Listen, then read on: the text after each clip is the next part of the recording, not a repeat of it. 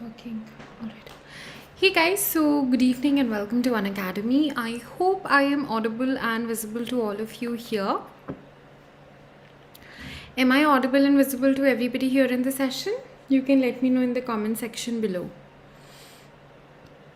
All right, now let's quickly get on with the discussion. So first we have a couple of announcements to make, following which we will resume the discussion from where we had left off yesterday. So yesterday we had covered the Mamluk dynasty. Today we are going to go on further.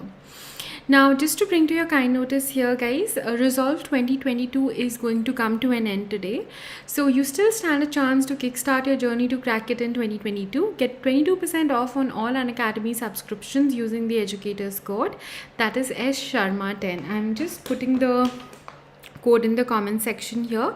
So you can use my code that I have put in over here. That is S Sharma 10, right? So you can use the same and redeem the discount, right? So that is going to be about it, right? Just one moment here. All right, so put in the code S Sharma 10 here, right? So on all Unacademy subscriptions using that code, you can redeem a 22% off, which is extended till the 5th of January. That is the last day today. You can save a lot of money for like between 13 to 17,000 for 1 year subscription, something between 18 to 26,000 for 2 year subscription, and roughly between 22 to 34,000 for a 3 year subscription, right? So that's totally up to you as to how you want to go about it. Moving further, guys, multiple students have cracked the exam for the year 2019-20. Now you also stand a chance to crack the examination. So good luck to you. I hope you work hard enough and achieve what you desire in this year. Furthermore, guys, new UPSC CSE batches are to go live today. So comprehensive batch on GS for UPSC CSE 2022 and 23 preparation are to go live today, right? A set of 20 GS books curated as per the latest trend of UPSC are also available only with 1 year and above GS and combo subscriptions only, right? Books are available in Hindi and English medium as per the learner's preference. So multiple batches for 2022 and 23 preparation are going to go live. Mission batches are the ones which are going to be the ones which are going to be conducted in a bilingual fashion. Lakshya batches are in Hindi and expedition batches are exclusively English batches that are going to go live now, right? Moving on further, guys, we have the combat coming up on this Sunday. So when we speak about the UPSC CSE combat, you will have 56 questions and 60 minutes time to answer the same. It is going to be held on the 9th of January at 11 a.m. and you stand a chance to win from a scholarship pool of rupees 4 crores. It is going to be available both in Hindi and English, right? You stand a chance to win a 100%, 75, 50 or 25% scholarship depending upon what rank you secure, right? You can enroll now absolutely for free using the code SSharma10 as given in the comment section below, right? Also, guys, you can accomplish your mission with Unacademy. You can level up your UPSC preparation with the iconic subscription, wherein you will have one-on-one live mentoring, personalized learning experience with the subject experts, study planner and mains question answer practice, customized study plan with bi-weekly review and strengthen your mains answer writing, open house with the educators, so you get to interact with our top educators with Unacademy open house, right? So these are the benefits of your iconic subscription. So those of you interested, you can level up your UPSC preparation by taking up or with Unacademy's iconic subscription. Also, you stand a chance to learn so much directly from the experts, so it's going to be very, very beneficial. Also, in case you guys want to avail a loan facility, so please be rest assured and don't let finances stop you from achieving your dream. You can apply for a loan facility with Unacademy as well, where you can get an instant loan at 0% interest rate, absolutely no processing fees, and with a flexible tenure depending upon what you can be comfortable with. Also, there is minimal paperwork required to do the same, right? That is there. Okay, so with that, let's quickly begin with the discussion here for today, right? I will give you guys a minute's time, so in case someone has any doubts with respect to whatever was covered yesterday, please feel free to ask me the same here, right? So if you have a doubt pertinent to anything covered yesterday, please feel free to ask me whatever doubts you have looking at the comment section now.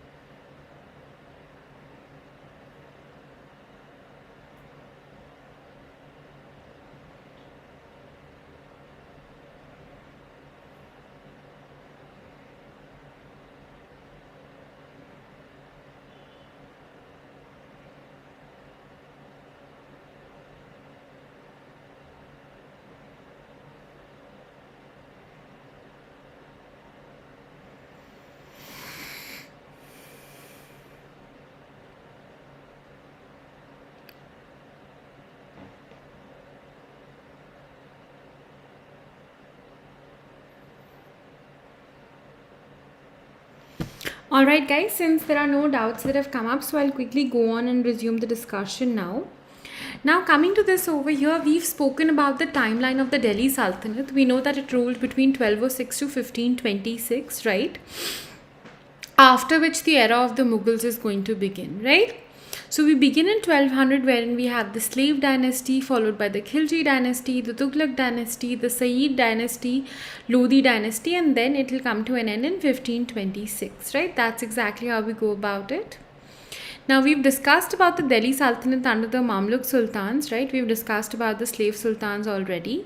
Now we are going to go on and talk about the Khilji Sultans, right? So what is exactly so important about the Khilji Sultans? Let's have a look here. The Khilji served under the Ilbari dynasty of Delhi.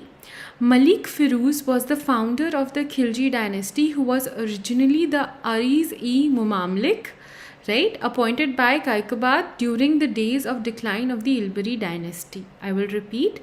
The Khilji served under the Ilbari dynasty of Delhi. Malik Firuz was the founder of the Khilji dynasty, who was originally the Ariz-e-Mumamlik, appointed by Kaikabad during the days of the decline of the Ilbari dynasty. Right, that's when the Khilji Sultans had ruled, right? That is about the Khilji dynasty here. It ruled between 1290 to 1320 AD.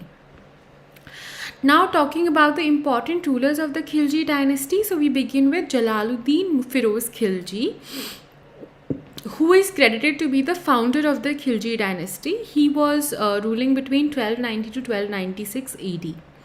He was also called as the Clemency Jalaluddin, as he followed peace and wanted to rule out violence. Domestic policies of Jalaluddin Firoz Khilji, so he suppressed Malik Chhajju's revolt at Kara. He appointed Alauddin Khilji as the governor of Kara, and Alauddin was his son-in-law and also his nephew. Now, those of you who have happened to watch the movie, आपने देखा होगा पद्मावती में या Padmaavat whatever that movie's name was. So Alauddin Khilji comes to his Alauddin Khilji comes to Jalaluddin Firoz Khilji, right? They meet and he kills him, right? Although he killed him on a boat, which was the real story. So that's what happens here, so that's the actual story over here.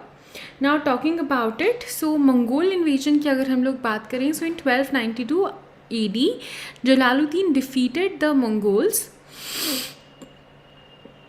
who had come up to Sunam. Now talking about how did Jalaluddin Khilji, how was he deposed or what was the end? So end of Jalaluddin Khilji, so Jalaluddin was treacherously murdered by Alauddin Khilji, his son-in-law.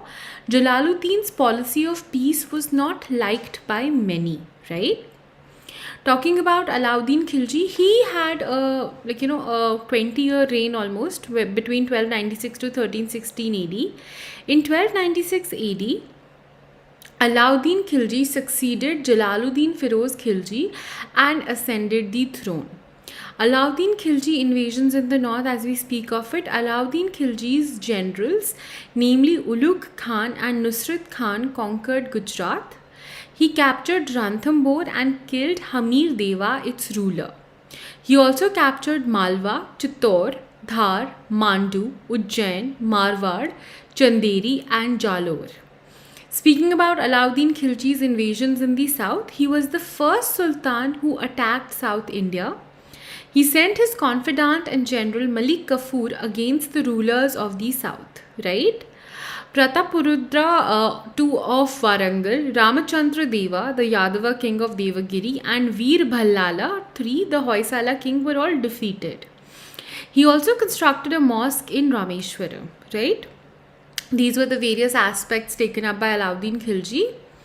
Now, please note that the kingdoms of south acknowledged the power of Alauddin Khilji and paid his monetary tributes. Speaking about the Mongol invasion, Alauddin successfully resisted the Mongol invasion more than 12 times, right?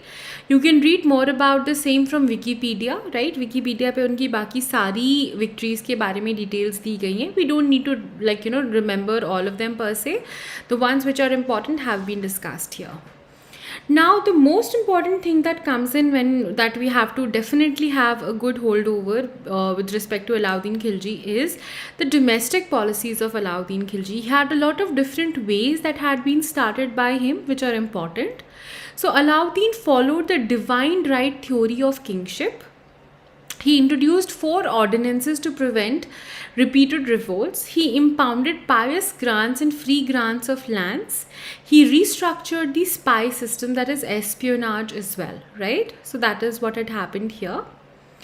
Now, he banned social parties and wine. He was against anything like that. He did not want an indulgent, society overall. He introduced a permanent standing army system. He started a system of branding of horses and descriptive roster of individual soldiers to inhibit corruption. He fixed the prices of necessary commodities which were below the normal market rates. He strictly prohibited black marketing. Revenue was collected in cash and not in kind, right? That was another very important aspect, that you were like, land grants and all those things are not required. We want the revenue to be collected in hard cash. He followed the discriminatory policies towards the Hindus and imposed the jizya, a grazing tax and a house tax on the Hindu community, right?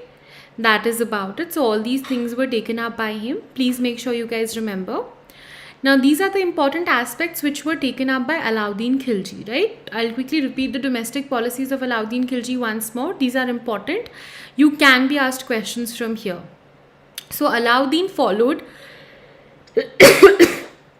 excuse me, right. So, Alauddin followed the divine right theory of kingship. He introduced 4 ordinances to prevent repeated revolts. He impounded pious grants and free grants of lands. He restructured the spy system overall. Then going on further, he banned social parties and wine. He introduced a permanent standing army. He started the system of branding of horses and descriptive roster of individual soldiers to inhibit corruption. He fixed the prices of necessary commodities which were below the normal market rates. He strictly prohibited black marketing. Revenue was collected in cash and not in kind. And he followed discriminatory policies towards the Hindus and imposed the jizya, a grazing tax and a house tax on the Hindu community. Right? So these were the things that were taken up by him. Right? So I'll give you guys a minute. Please read through these points. If you have anything to ask me right now, please ask me right away.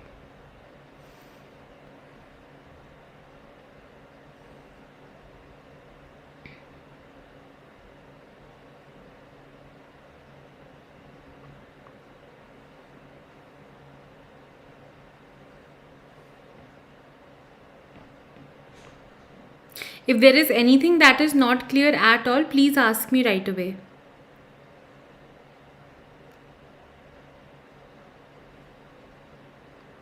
Clear? All right. So please remember what were the different things that were taken up by Alauddin Khilji, right? So make sure you guys do read about it. Make sure you do, look at what exactly or which were the things that were taken up by Alauddin Khilji overall, right? So make sure you guys do know about it, right? Now moving on further, we are talking about the marketing system. Officers called Diwan-e-Riyasat were appointed in the offices called Shehnai Mandi to standardize the market.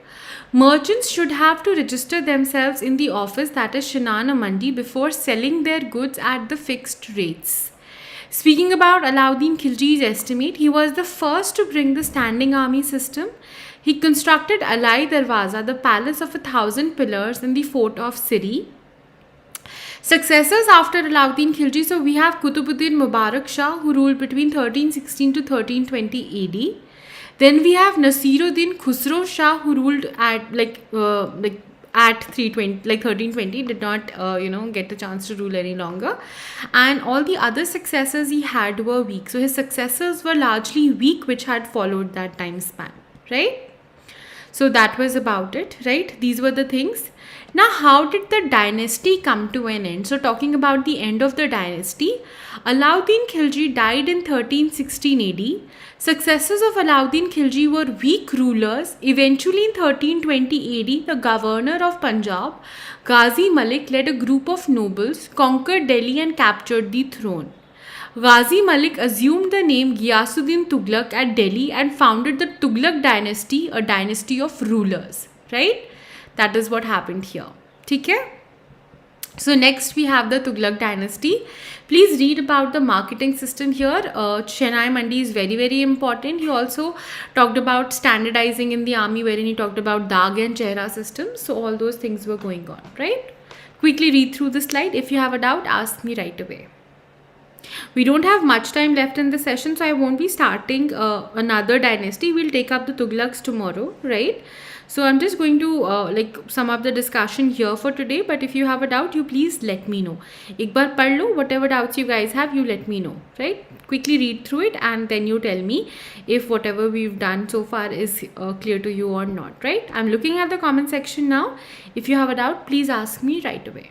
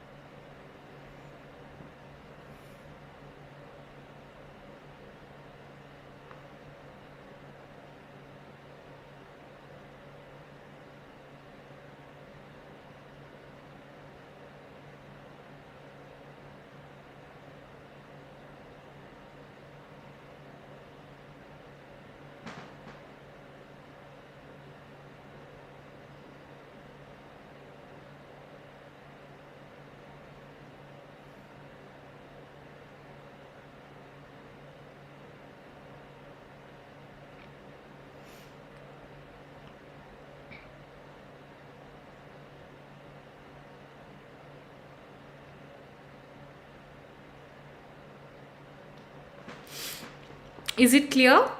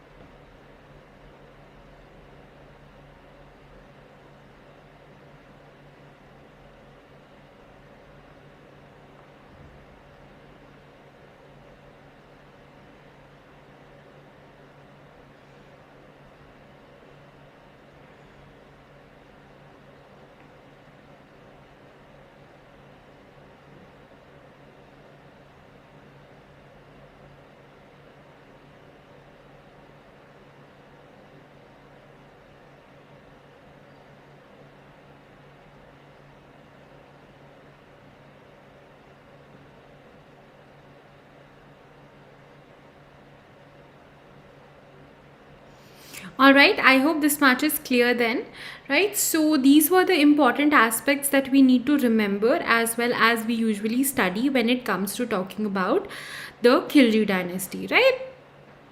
So remember basic things हैं, ज़्यादा details में आपको जाने की ज़रूरत नहीं है. Medieval से वैसे भी usually you should keep a balance, right. You should not get into two many details but should not lose out on the same as well. This is one of the easiest areas to score from, right? Now tomorrow guys, what I'll try and do is I'll finish the Tughlaqs with you, right? We should be able to finish the Tughlaq Sultans tomorrow, right? There are a couple of things, the reforms. In case we're not able to finish that part tomorrow, we'll do that day after, but I'm looking forward to finishing the same tomorrow. Then we'll have the Sayyid dynasty, then we have the Lodi dynasty, and after the Lodis, we will start with the Mughal Empire. Right, so after we are done discussing about the Lodi dynasty, we will move on further to the Mughal Empire, and then we will discuss the Mughals, right? So that is going to be about it. The discussion pertinent to the Mughals will be slightly longer because you will have to discuss, or we will have to talk about art and architecture, culture, paintings, literature, a lot of other things as well. So that's going to be overall a longer discussion, but it's going to be an interesting one, right? So that is going to be all about it then for today's session over here, guys, right? I hope you all have understood everything clearly. In case you still have a doubt, please let me know, right?